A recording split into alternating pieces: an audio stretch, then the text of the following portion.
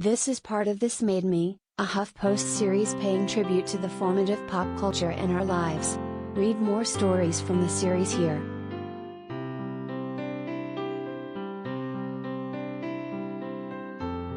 In the 5th grade, I became convinced the popular kids were watching me at home, specifically, monitoring what I watched on TV. There was no evidence to support this fact. As far as I knew, they didn't live anywhere near me, even if their parents let them out to stand in our front bushes and peer through the blinds to see what I had selected for after-school entertainment. I would have called it anxiety, but it was 1998 and I hadn't yet learned that word.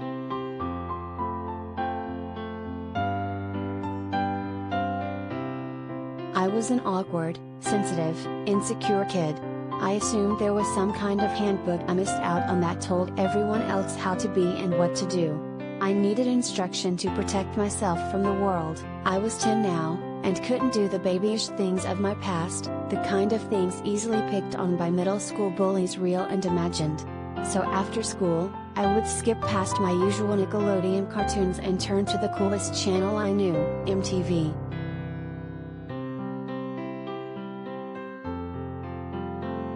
It was early enough in the network's tenure that, as the old joke goes, the music descriptor in its name was still accurate. When I tuned in shortly after getting off the bus, I'd be greeted with the same thing 5 days a week, some vaguely alternative-looking host named Carson Daly welcoming me to Total Request Live and dutifully counting down the top 10 music videos of the day from a studio in Times Square.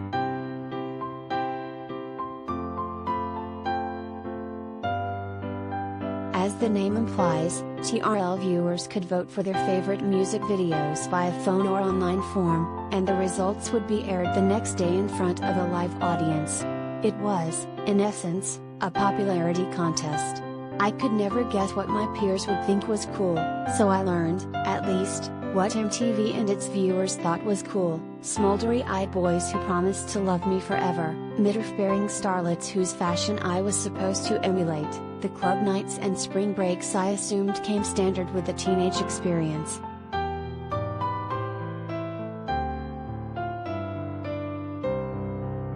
The more I watched, the more invested I got. It was a thrill to see which artist came out on top that afternoon. Unofficial rivalries formed. NSYNC and Backstreet Boys regularly traded the #1 spot at first. Then later, Britney Spears and Christina Aguilera battled it out. No one I knew was paying attention to Billboard charts or album sales, perhaps more standard measures of music success. If someone made it on TRL, they made it. You could gauge a pop star's true influence by how fanatic the TRL crowd was when they made an appearance in the studio. It was where I watched fandom up close for the first time: the crying, the screaming, the handmade posters, the unabashed love for something that couldn't love you back, not exactly.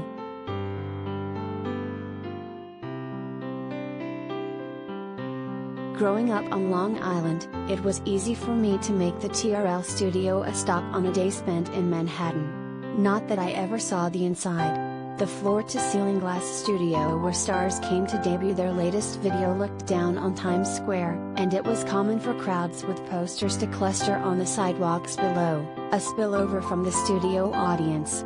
Shouting to people who can't hear me in the middle of a tourist trap is exactly the kind of activity that seems deeply unappealing now, but back then, it was something to do in the city, some way to get a little bit closer to the people on screen.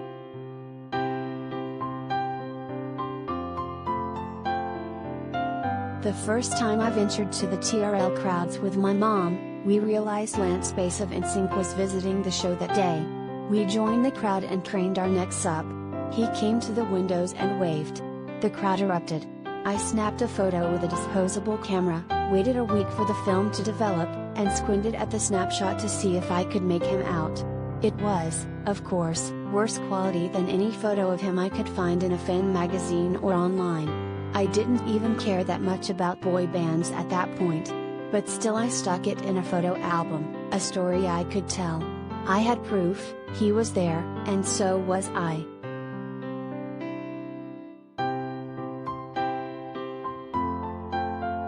It's hard to state the kind of influence TRL, and MTV in general, had over preteens and teenagers in the late 90s and early 00s, before Spotify, or YouTube, or even burned CDs of pirated music were de rigueur. For me, it was the easiest way to consume and understand pop culture, to get a how-to on what it meant to be a teenager with unwieldy desires and outsized passion that had few acceptable outlets.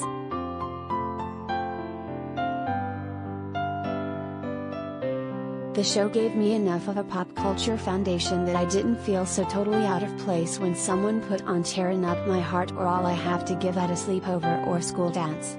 Being able to sing the chorus with other girls didn't exactly secure me a seat at the cool kids' lunch table, but it gave me what I wanted then, sameness, the chance to blend into a crowd and forget for a little bit my fears and my pubescent body and whether my crush liked me.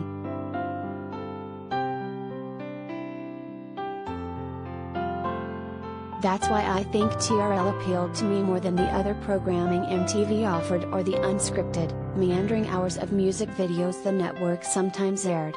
Countdowns hardly changed much day to day, shifts were subtle. A once top-tier music video would move from number 1 to number 4 over a few weeks, then linger at the bottom of the pack before quietly disappearing.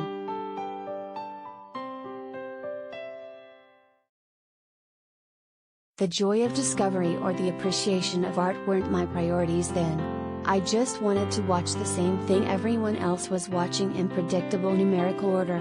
By the time I reached high school, of course, I would crave the opposite, nonconformity above all, achieved by buying the same parachute pants at Hot Topic as everyone else, but not yet. Just being another music fan watching at home was enough.